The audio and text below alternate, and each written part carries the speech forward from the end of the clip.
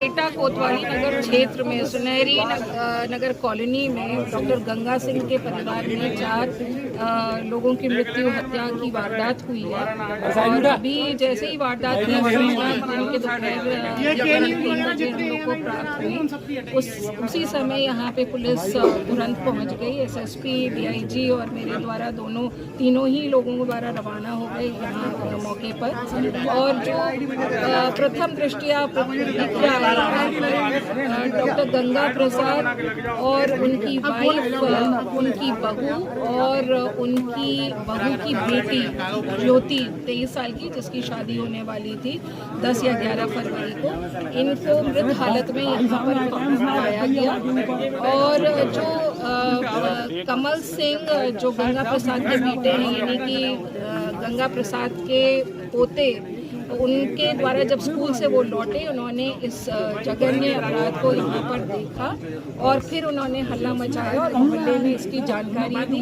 मोहल्ले से पुलिस को जानकारी हुई और पुलिस की पूरी टीम यहाँ पर, मैं डॉग स्क्वाड और फोरेंसिक टीम के यहाँ पर हाजिर हुई और तब से निरीक्षण शुरू हो गया।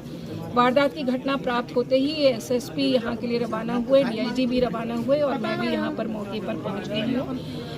जो परिस्थिति जन्य साक्ष्य है, उन सभी परिस्थिति जन्य साक्ष्यों को देखा जा रहा है, उनके दृष्टिगत आगे पुलिस की कार्रवाई की जा रही है। जो एंट्री एग्जिट रूट्स हैं घर के लिए, जो सीसीटीवी की जो रिकॉर्डिंग्स है और बाकी जितने भी टेक्निकल एड्स इन्वेस्टिगेशन के लिए अवेलेबल हैं, उन सभी पर पुलिस की नज़र है। डॉग स्क्वाड और फोरेंसिक टीम्स जो भी साक्ष्य एकत्रित कर रहे हैं, उन पर भी हम आगे कार्रवाई करेंगे। तो कुल मिलाकर ये आज अभी जो ये घटना हुई है, बड़ी दुखद घटना है, परंतु जो परिस्थिति जन्य साक्ष्य हैं उन्हीं के आधार पर और जो हमको टेक्निकल एविडेंस मिलेंगे उन्हीं के आधार पर पुलिस की आगे की अग्रिम कार्रवाई बेस्ड होगी।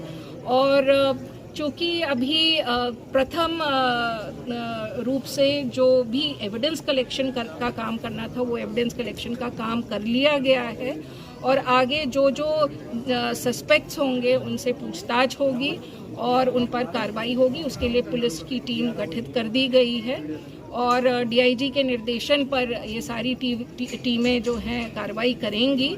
और मैं समझती हूँ कि जल्द ही हम मुलजिम तक की पहुँचने के लिए सक्सीड करेंगे और उसके आगे की जितनी भी चीज़ें सामने आएंगी उसका अपडेट हम आपको देते रहेंगे। मैडम, हत्या का कारण क्या माना जा रहा है?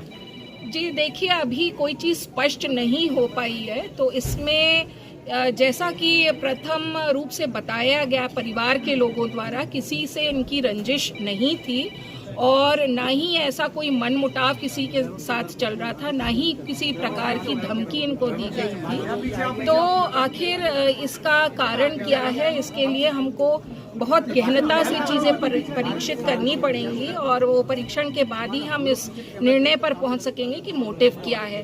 परंतु हमको कई सारे ऐसे साक्ष्य मिल रहे हैं जो एक दिशा में हमको ले जाने का प्रयास कर रहे हैं और इसमें जितने भी अपडेट्स आएंगे, मैं डीआईजी से यहाँ पे बोल दिया है कि आपको आगे पूरा अपडेट करते रहेंगे। क्या कुछ लोगों को हिरासत में लिया गया अभी तक पूछताछ के लिए?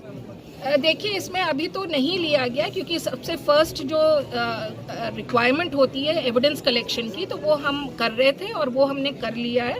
और अब जो जितना भी हमको टेक्निकल रूप से इन्वेस्टिगेट करना है और उसके अलावा सर्कमस्टेंसेस के हिसाब से जितना भी इन्वेस्टिगेशन आगे ले जाना, वो कार्रवाई होगी। मैम, सीसीटीवी फुटेज में क्या लग रहा है? जी, सीसीटीवी फुटेज को प्राप्त कर लिया गया है, उसको स्टडी किया जा रहा है, उसका एनालिसिस किया जा रहा है, कौन कौन आ रहे हैं, कौन कौन जा रहे हैं, उसमें उन चीज़ों को देख लिया गया है और आगे की कार्रवाई उसी दिशा में चलेगी जैसा कि हमारे साक्ष्य हमारे सामने आ रहे हैं। मैम, कितनी टीमें लगाई हैं? जी, टीमें तो उसमें 3-4 लगी हैं और मैं समझती हूँ कि इसका जल्द खुलासा हो जाएगा क्योंकि जो चीज़ें सामने आ रही हैं उनमें काफ़ी कुछ चीज़ें काफ़ी कंफर्मेटरी रूप से सामने